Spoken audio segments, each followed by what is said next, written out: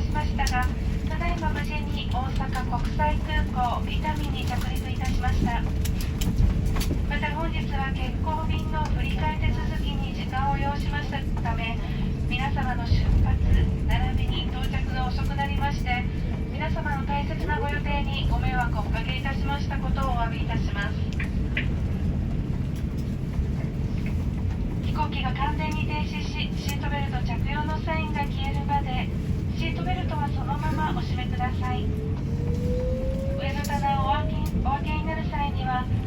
お手荷物が滑り出ることがございますので十分ご注意ください。ただいまからすべての電子機器をご利用いただけます。またお降りの際には携帯電話などのお忘れ物をなさいませんようお座席周りをお確かめください。飛行機の際にはファーストクラス並びに前方のお客様よりご案内いたします。こちら空港周辺はただいま雨は降っていないようではございますが、これから雨が強くなるとの予報も出ております。